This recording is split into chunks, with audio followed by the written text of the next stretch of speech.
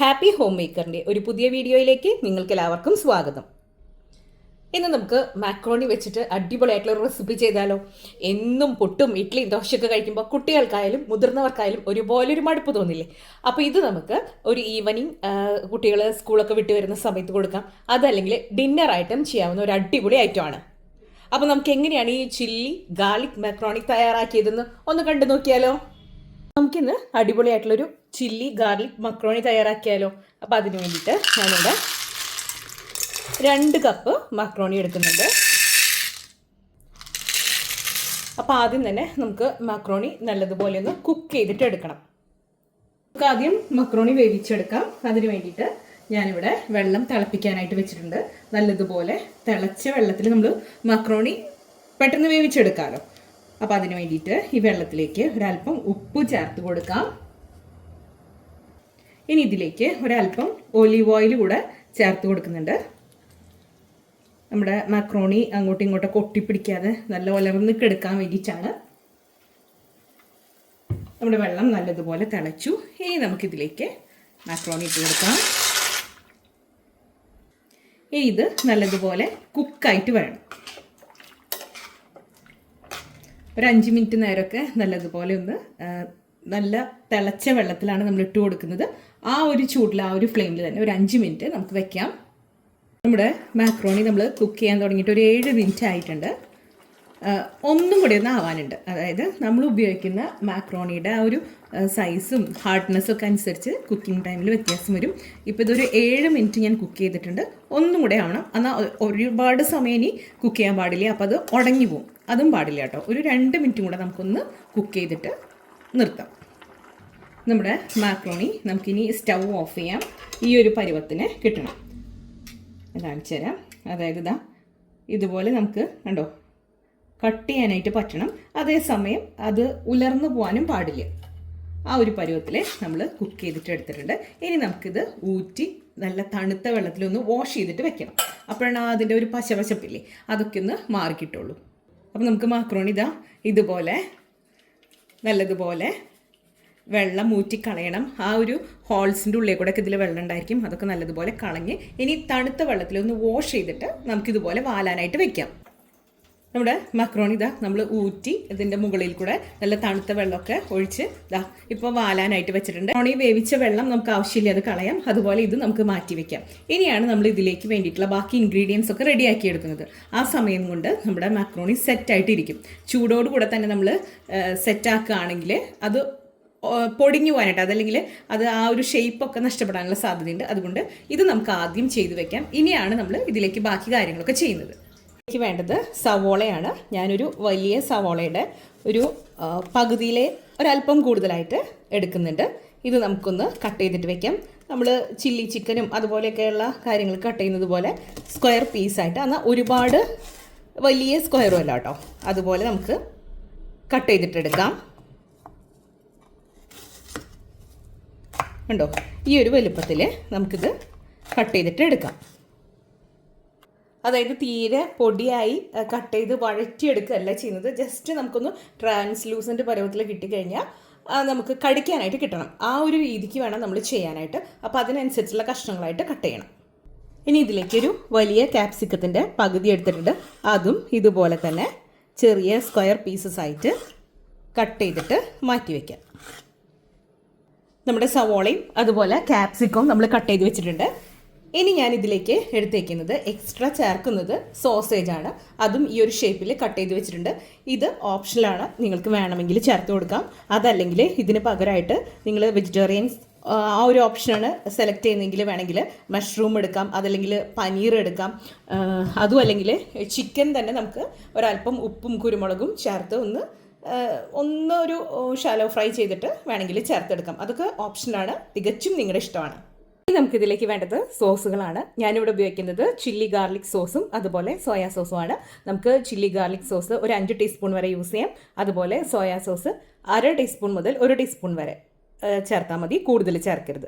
ഇനി നിങ്ങളുടെ കയ്യിൽ ഈ ഒരു ചില്ലി ഗാർലിക് സോസ് ഇല്ലെങ്കിൽ നിങ്ങൾക്ക് ജിഞ്ചർ ഗാർലിക് പേസ്റ്റ് ചേർക്കാം. അതിൻ്റെ ഒപ്പം തന്നെ നമുക്ക് നമ്മുടെ ടൊമാറ്റോ സോസ് ഇല്ലേ അത് മിക്സ് ചെയ്തിട്ട് ഉപയോഗിക്കാവുന്നതാണ്. അതേസമയം ചില്ലി ഗാർലിക് സോസ് യൂസ് ചെയ്യുന്ന അതേ അളവിൽ തന്നെ നമ്മൾ ടൊമാറ്റോ സോസ് ചേർക്കാൻ പാടില്ല. അതിനൊരല്പം പുളി കൂടുതലായിരിക്കും. അപ്പോൾ അതൊന്ന് ശ്രദ്ധിച്ചാൽ മതി. അപ്പോൾ നമുക്കിനി കുക്ക് ചെയ്യാം. ഞാനിവിടെ ബട്ടറിലാണ് ഇത് ചെയ്യുന്നത് കേട്ടോ. അപ്പോൾ നമുക്കിനി കുക്കിംഗ് പ്രോസസ്സിലോട്ട് കിടക്കാം. പാൻ വെച്ചിട്ടുണ്ട്, അതിലേക്ക് ബട്ടറാണ് ഇട്ട് കൊടുക്കുന്നത്. നിങ്ങൾക്ക് കുറച്ച് ഹെൽത്തി വേർഷനായിട്ട് വേണം, അല്ലെങ്കിൽ ബട്ടർ ഉപയോഗിക്കാൻ താല്പര്യമില്ലെങ്കിൽ ഒലീവ് ഓയിൽ ഉപയോഗിക്കാം. അതല്ലെങ്കിൽ വെളിച്ചെണ്ണ അല്ലാതെ വേറെ ഏതെങ്കിലും കുക്കിംഗ് ഓയിൽ യൂസ് ചെയ്യാവുന്നതാണ്. പക്ഷെ ബട്ടറിലും അതുപോലെ ഒലീവ് ഓയിലൊക്കെ ചെയ്യുമ്പോഴാണ് നല്ല അടിപൊളി ടേസ്റ്റ് ഉണ്ടാവുക. ബട്ടർ മെൽട്ടായിട്ടുണ്ട്. ഇതിലേക്ക് നമ്മൾ ആദ്യം സോസേജ് ഒന്ന് ഇട്ട് കൊടുക്കുകയാണ്. അത് ജസ്റ്റ് ഒന്ന് നമുക്കൊന്ന് സോട്ട് ചെയ്തിട്ടെടുക്കാം, ജസ്റ്റ് ഒന്ന് വഴറ്റിയെടുക്കാം.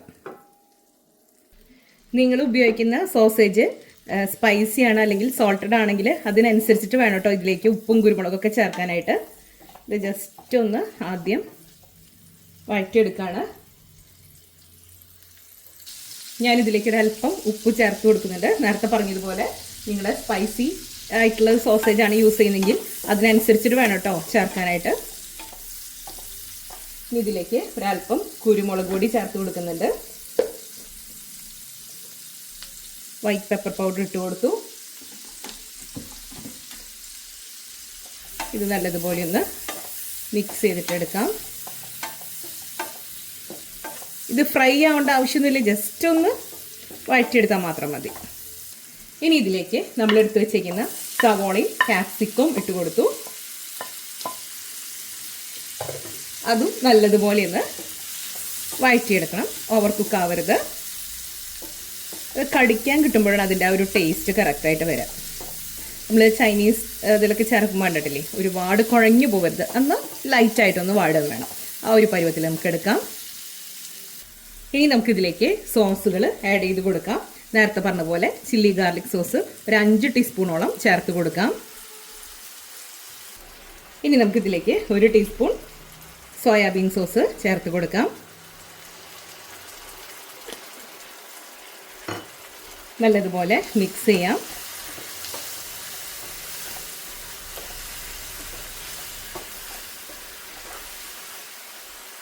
ഇതിനൊരു സ്വീറ്റ് ആയിട്ടുള്ളൊരു ഗാർലിക്കിൻ്റെ ടേസ്റ്റൊക്കെയാണ് വരുന്നത്. ഇതിലേക്ക് ഒരല്പം കുരുമുളക് പൊടി ചേർത്ത് കൊടുത്തു. ഓപ്ഷനിലാണ്, നിങ്ങളുടെ എരിവിനനുസരിച്ച് ചേർത്ത് കൊടുത്താൽ മതി. അതുപോലെ ഒരല്പം ഉപ്പ് ചേർത്ത് കൊടുക്കുന്നുണ്ട്. നല്ലതുപോലെ മിക്സ് ചെയ്യാം. നിങ്ങൾ ചില്ലി ഗാർലിക് സോസിന് പകരം ജിഞ്ചർ ഗാർലിക് പേസ്റ്റും അതേപോലെ ടൊമാറ്റോ സോസും മിക്സ് ചെയ്തിട്ടാണ് യൂസ് ചെയ്യുന്നതെങ്കിൽ 1 ടീസ്പൂൺ പഞ്ചസാര കൂടെ ചേർത്ത് കൊടുത്താലാണ് കറക്റ്റ് ടേസ്റ്റ് കിട്ടുക. ഇനി ഇതിലേക്ക് ഒരല്പം, ഒരു 1/4 കപ്പ് വെള്ളം ചേർക്കുന്നുണ്ട്. നല്ലതുപോലെ മിക്സ് ചെയ്യാം.